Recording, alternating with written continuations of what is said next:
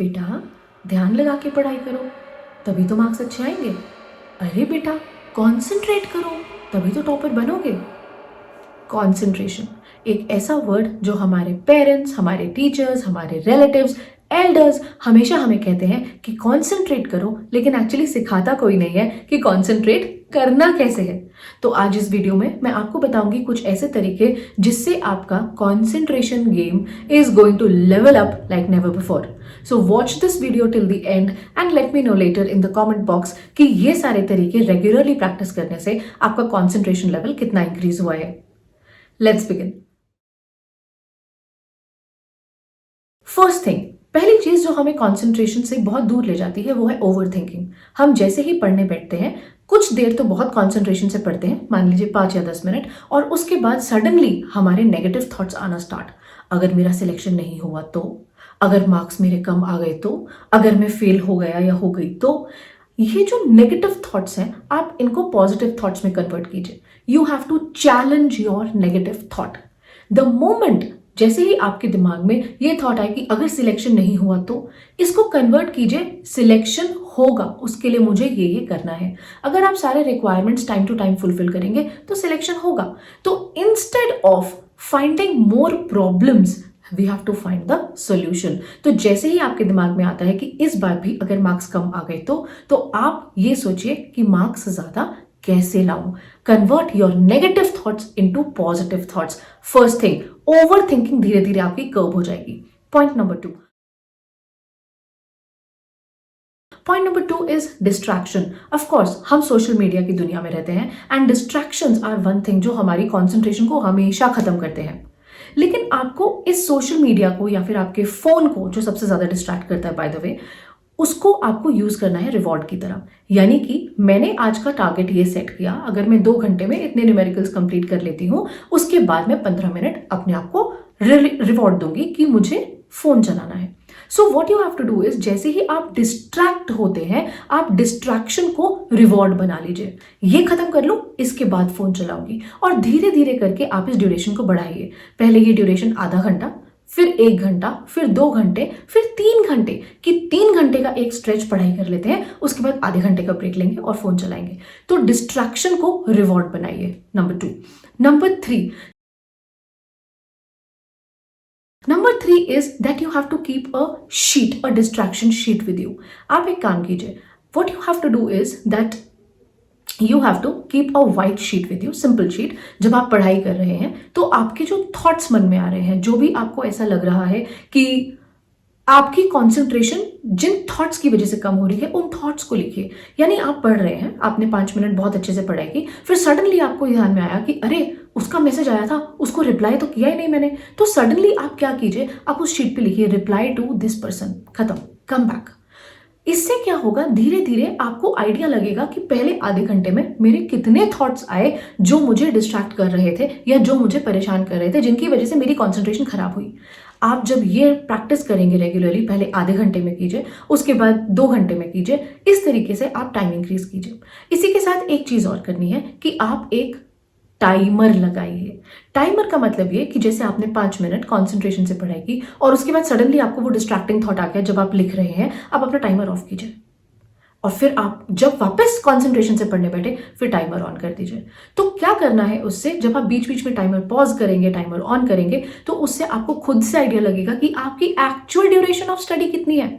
और हर रोज अपनी actual duration of study को अपनी डायरी में लिखिए। जब आप लिखेंगे तो आपको पता चलेगा कि आपके दिमाग में तो आप 6 घंटा पढ़ाई किए, लेकिन एक्चुअली डायरी तो कह रही है कि आपने सिर्फ 3 घंटे पढ़ाई की, क्योंकि बाकी 3 घंटे तो आप थॉट लिख रहे थे ना, इसको रिप्लाई करना है, उससे बात करनी है, वहां जाना है, इसकी पार्टी में ये पहनना है।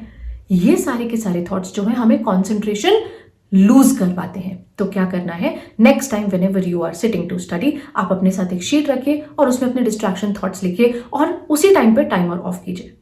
जब आपने टाइमर पॉज किया उसके बाद फिर ऑन कब करेंगे, तब करेंगे जब वापस पढ़ाई शुरू कर देंगे। नेक्स्ट होता है स्लीप।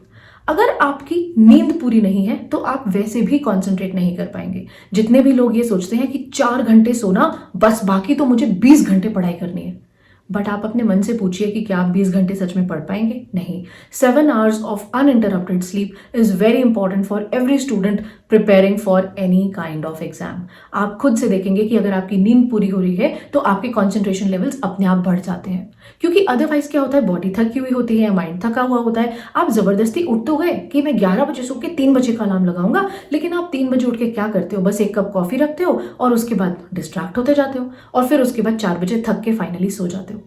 ये चीज नहीं करनी है। टेक अ प्रॉपर लंबे स्ट्रेच की नींद लीजिए और उसके बाद जब आप उठेंगे तो यूल बी फ्रेश। नेक्स्ट,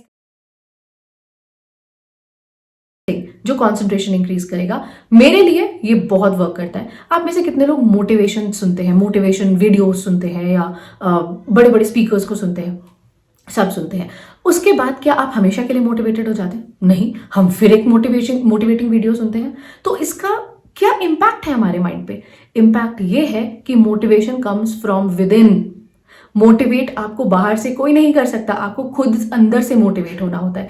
इसके लिए हमें क्या करना चाहिए? मैं पर्सनली जो करती थी, जब भी आपको आपका अगर कोई टारगेट है, जैसे मान लीजिए आपका एम्स दिल्ली टारगेट है, तो एम्स दिल्ली की एक फोटो जरूर अपने सामने अपनी टेबल के ऊपर चिपका दीजिए, यानी कि दीवार के ऊपर जहां आप बैठे। So if you are going to do that, every time you look up and you start thinking something else, आपको जब वो फोटो दिखेगी तो आपको याद आएगा नहीं, हमें पढ़ाई करनी है। तो ये जो तरीका है ये एक्चुअली बहुत ज्यादा हेल्प करता है। So what you have to do is, आपका गोल आपको क्लियर होना चाहिए। So last thing that I want to discuss with you is clarity of mind. अगर आपके माइंड को पता है कि मेरा आज का टारगेट ये है और मुझे इसको खत्म करना है, सो आपका माइंड अपने आप मोटिवेट करेगा आपको कि भाई इस टारगेट के बिना सोने को तो मिलेगा नहीं, इससे बेटर है इसको अच्छी तरह कंप्लीट ही कर लो। And next day you will wake up with a lot of more confidence. तो आपको ये सारे तरीके अपनाने हैं कॉन्सेंट्रेशन को इंक्रीज करने के लिए।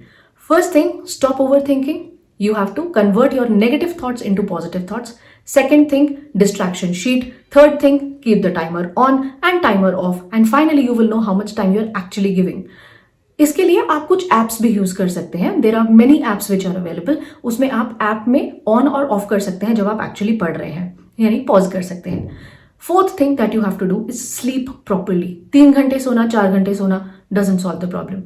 Number 5, what you have to do is that you have to know your mind. आपके माइंड में क्लैरिटी होनी चाहिए, ये मेरा टारगेट है, इसको मुझे कंप्लीट करना है। Number 6 that you have to do is get motivation from your own self, from within your own self. बाहर वाले आपको हमेशा मोटिवेट नहीं कर पाएंगे। आप 10 मिनट के लिए मोटिवेट हो गए, then you'll be back to square one.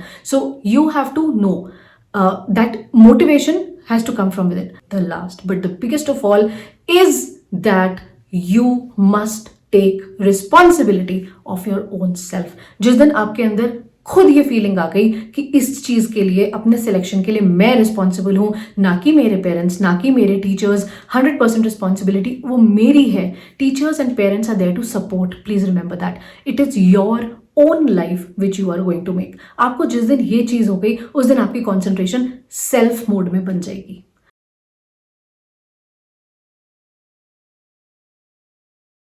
So let me know in the comment box, after you practice this for every month, for at least 1 month, let me know how much it helped. Thank you.